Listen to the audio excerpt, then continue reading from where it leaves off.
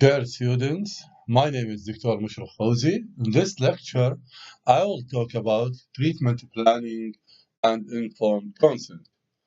So, treatment planning is the most complex area in orthodontics. In order to formulate an appropriate treatment plan, the clinician needs to be competent in history taking, examination of the patient, and collection of appropriate records. It involves producing a roadmap of each step to be executed sequentially for a particular case so as to achieve the desired results. General objectives of orthodontic treatment. Ideally, orthodontic treatment should ensure a good aesthetic results both facially and dentally.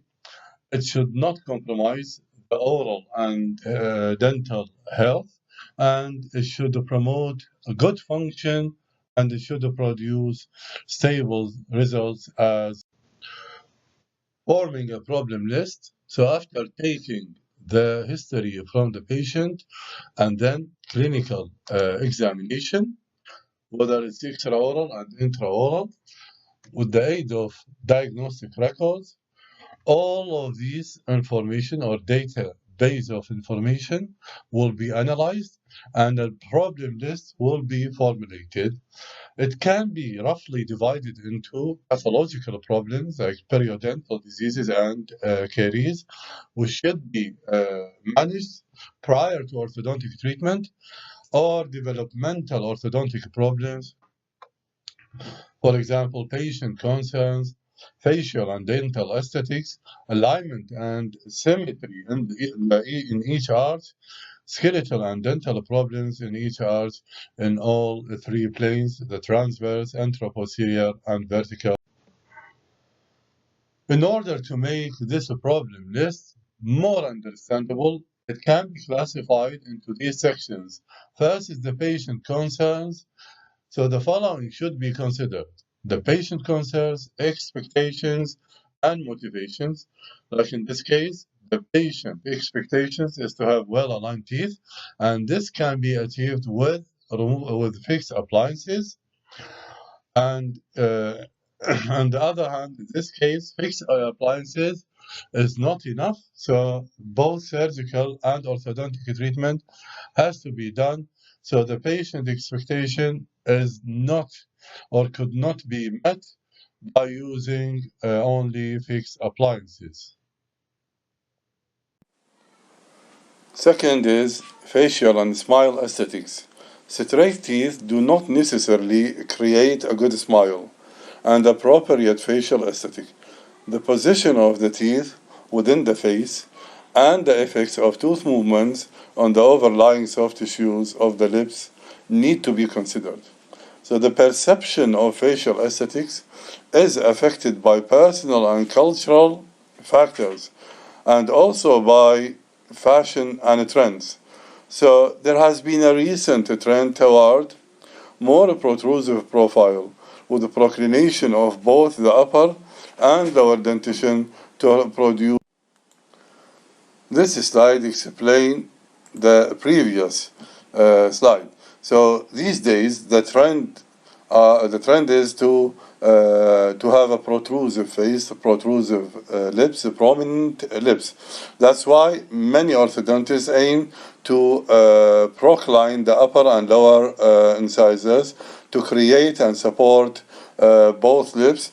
Otherwise, the patient will inject some fillers to make a prominent lips. And it has to be taken in consideration that a proclination of the upper or lower incisor sometimes end with a periodontal disease, and excessive proclination will end up in relapse because of the pressure of the lower lips.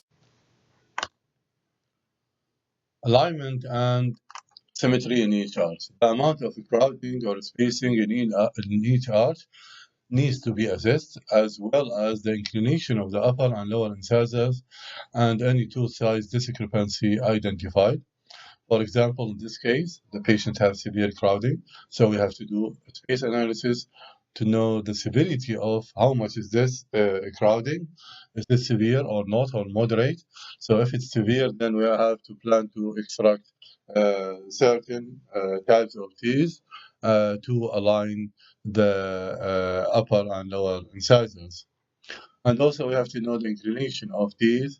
So teeth with normal inclination should not be retracted, while teeth with a bimaxillary proclination need to be retroclined.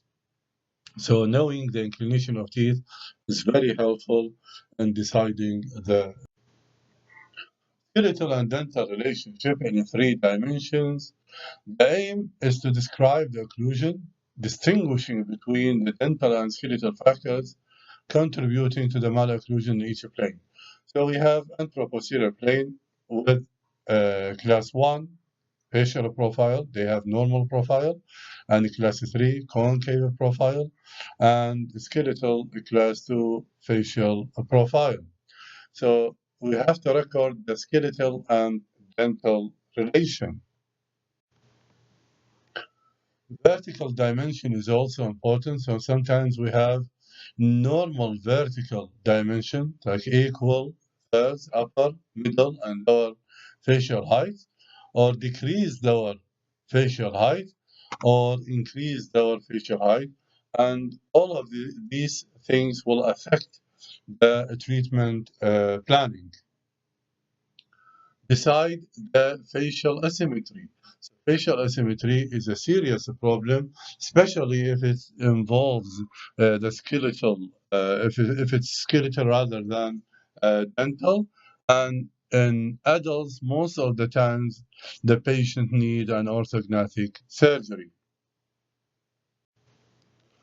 Basic principles in orthodontic treatment planning. First is the oral health. The first part of any orthodontic treatment plan is to establish and maintain good oral health, while definitive restorations such as crowns, bridges may be placed after the alignment of teeth. All active disease must be fully treated before the beginning of any orthodontic treatment. It means if we have caries, if we had seriously decayed teeth, we have to do it before, as in this case, but the treatment is not ideal until the alignment is finished. So orthodontic treatment will make things easier and makes the fillings or crowns or any other restorative dentistry treatment easier when the teeth are aligned. The lower arch, traditionally, treatment planning has been around the lower arch, the lower labial segment.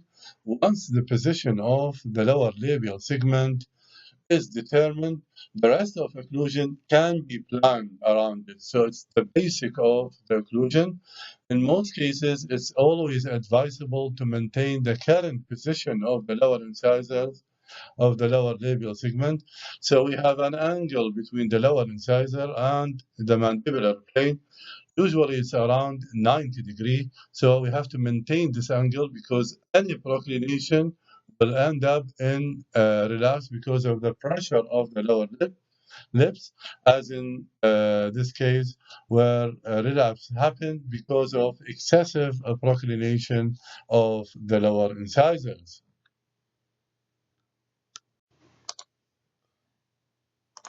The upper arch should be positioned within the face to provide the best facial and dental aesthetic result within the confines of the existing skeletal and soft tissue environment. This gives the clinician an idea of how much space will be required and how far the upper canine will need to be moved. This also gives an indication of the type of movement and therefore the type of appliance required, as well as providing information about anchorage requirements. The buccal segment, although the aim is usually to obtain a class 1 canine relationship, it's not necessary to always have a class 1 molar relationship. So sometimes we leave the molars in class 2 or class 3 relationship. Typically, extraction are more likely needed in the upper arch in class 2 cases to allow retraction of the upper labial segment to camouflage the underlying skeletal pattern. However, in class 3 cases treated orthodontically, extraction are more likely in the lower arch to allow the retroclination of the lower labial segment. Anchorage planning is about resisting unwanted tooth movement. Whenever teeth are moved, there is always an equal and opposite reaction. This means that when the teeth are moved, there is often a side effect of unwanted tooth movement of the other teeth in the arch. So sometimes we add a transpalatal arch to reinforce anchorage or TAD, temporary anchorage devices, mini screw to reinforce the anchorage. And thank you for listening.